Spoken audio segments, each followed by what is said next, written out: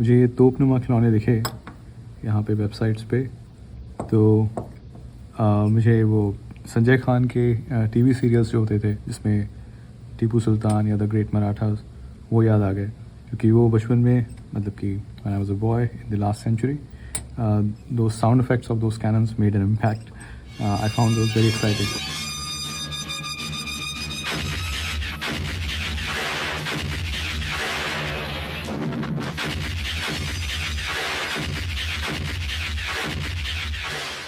ये Napoleon era की जो तोप है, this is I think some medium heavy cannon, और ये सम लाइट कैनन. उस टाइम पे ब्रास या ब्रॉन्ज की कैनन्स होती थी उस टाइम, मतलब स्टील तो था ही नहीं, आयरन भी इतना नहीं था, तो ब्रॉन्ज की कैनन्स होती थी. और this what I found very surprising was when I looked for photographs of these items on the internet, I mean not items as in the real actual cannons, I noticed that the gap between the wheel and the cannon, like this distance, was actually more in these smaller lighter versions of cannons. और ये जो थोड़ी heavy cannon थी, इनका gap wheel और cannon के बीच में कम था.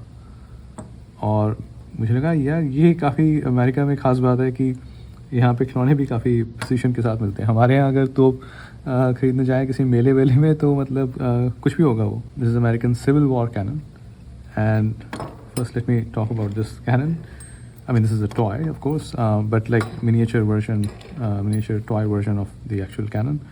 But again, you get to understand that, okay, this is how these things were. You notice the taper, that यहाँ पे extra metal, मतलब यहाँ पे metal मोटा है, यहाँ पे metal पतला होता जा रहा है.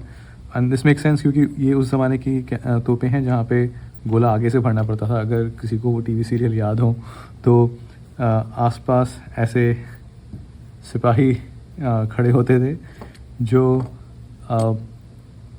मतलब कि उनमें से 3-4 का क्रू एक कैनन को रन करता था, जो कि काइंड ऑफ आज भी ऐसा ही होता है. You need a group of 4 or 5 soldiers. तो एक सिपाही इसमें आगे पहले बारूद भरेगा. एक्चुअली अगर पहली बार चला रहे हैं तो सिर्फ बारूद भरना है. अगर मल्टीपल राउंड्स हैं तो पहले साफ़ करेगा अंदर की नली ताकि पुराना जला हुआ बारूद निकल जाए. फिर बारूद भरेंगे, फिर गोला भरेंगे, फिर उसको दबाएंगे एक रॉड से बार बार, और फिर पीछे यहाँ सुतली, जिस तरह से हम दिवाली में सुतली बम यूज़ करते हैं, बिल्कुल काइंड ऑफ एग्जैक्टली वही टेक्नोलॉजी. यहाँ पे एक छेद होगा जिसमें सुतली डालकर, और फिर यहाँ पे पीछे से आग लगाएंगे पटाखे की तरह से, और पीछे सब सील होगा.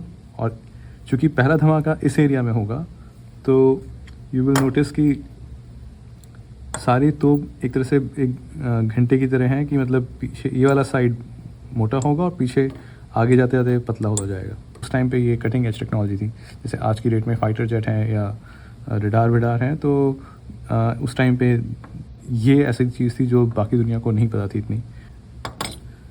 साथ में ये एक पेयर है बेसिकली जिसमें you like back in old days यहाँ पे बारूद या कैनन शेल, जो कि बेसिकली लोहे के गोले या कंक्रीट के गोले, फिक्स शेल, उसी को यूज़ करते थे, या ग्रेप शॉट वगैरह.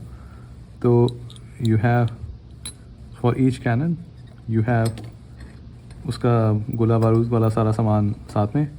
सॉरी मैं हिंदी और इंग्लिश दोनों मिक्स कर रहा हूँ क्योंकि इंटेंशन मेरी हिंदी की है, बट अंग्रेज़ी बीच बीच में निकल जाती है, और इतनी ज़्यादा अंग्रेज़ी नहीं आती तो बीच बीच में हिंदी भी निकल जाती है. सो अब ये है, अब यहाँ पे इस साइड को घोड़े की बगी से बांधा और फिर यू जस्ट ड्रैग इट.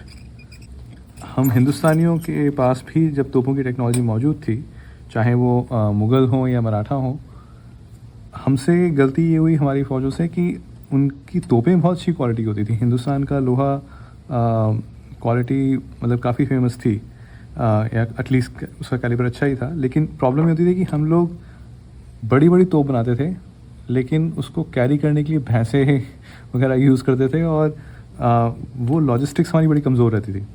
तो ये छोटी लेकिन प्रिसाइज तोप होती थी. ये तो खैर सिविल वॉर एरा की है, बट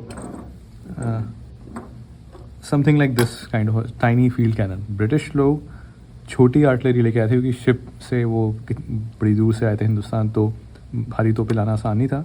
लेकिन वो छोटी तोपों को अच्छे से मनूवर कर सकते थे। 2 घोड़ों की बग्गी से कहीं ले गए, और फिर प्रिसाइसली उनका जो क्रू होता था, ये तो एक्चुअली नेपोलियनिक ड्रेस है, नेपोलियनिक सोल्जर की ड्रेस है, लेकिन इसी तरह के रंग बिरंगे कपड़े पहनते थे उस टाइम के सिपाही। और ये बड़ा अजीब लगता है सोच के कि इतने कलरफुल कपड़े क्यों पहनते थे वो, इतनी चमक धमक और वो सब।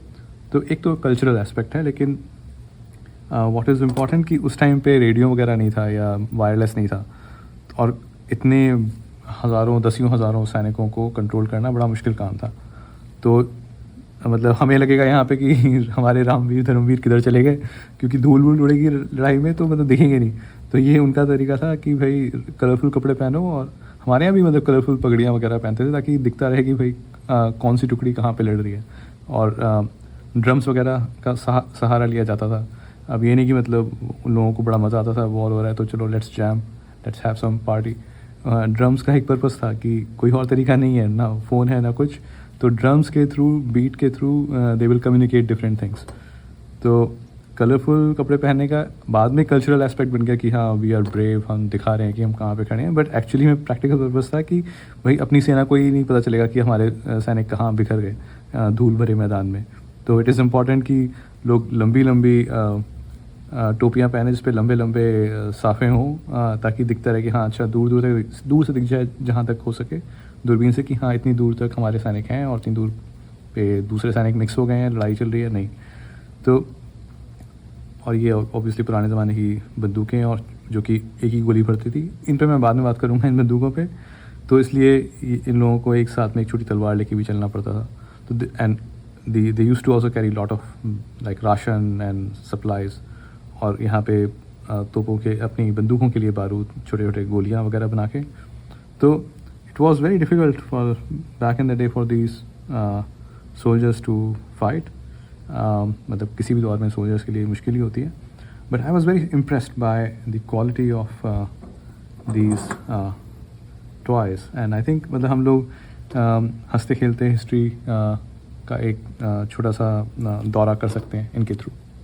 So I hope you liked it. Thank you.